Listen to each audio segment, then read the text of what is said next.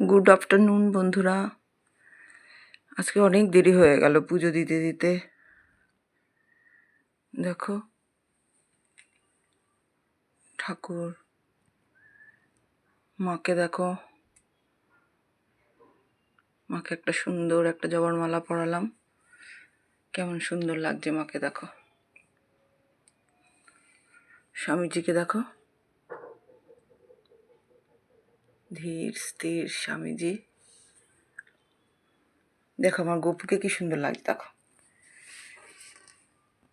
গপুর মাথায় একটা বেলফুলের মালা পরিয়ে দিয়েছি, দেখেছ? সুন্দর লাগছে না? মিষ্টি লাগছে আমার সোনাকে। আরেকটা ছোট্ট গপু দেখো।